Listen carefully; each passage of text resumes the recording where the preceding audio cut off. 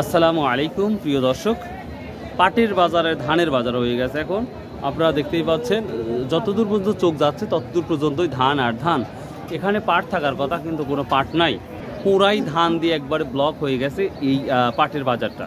তো প্রিয় দর্শক, আমি আপনাদের কালকে দিয়েছিলাম সর্বোচ্চ 4000 অর্থাৎ 4000 টাকা ভালো কোয়ালিটির পাটটা দেখিয়েছিলাম, সর্বনিম্ন 3400 টাকা। তো যেহেতু আজকে পাট নাই, তারপরে আমি ঘরে দেখবো যে কিছু পাট আসছিল কি না আসছে, সে নিয়ে আমরা আলোচনা করব। তো প্রিয় দর্শক, আপনারা জানেন আমাদের এই চাষকর বাজার সপ্তাহে 2টা দিন হাট লাগে, শনিবার এবং মঙ্গলবার।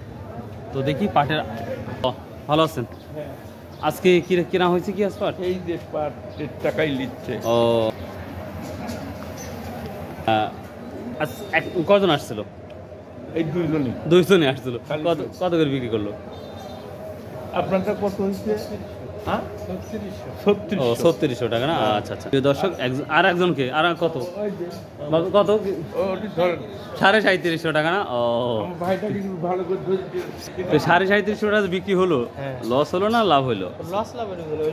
ওটাই লাভ না? যাক, মাশাআল্লাহ, আল্লাহ রিজিকে যেটা রাখে সেটা শুকরিয়া আদায় করা লাগবে। হ্যাঁ হ্যাঁ, খুব ভালো কথা বলছে। যখন যেটা বেচবো সেটাই আল্লাহর প্রতি শুকরিয়া জ্ঞাপন করবো, জাস্ট এনাফ।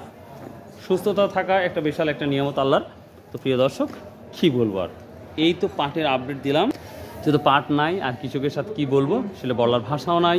তো ভাই প্লিজ ভাই, ভিডিওটা যদি একটু ভালো লাগে ভাই, প্লিজ চ্যানেলটা সাবস্ক্রাইব করে দিন ভাই। অনেক কষ্ট করি ভাই, অনেক কষ্ট করি। আসসালামু আলাইকুম ওয়া রাহমাতুল্লাহ।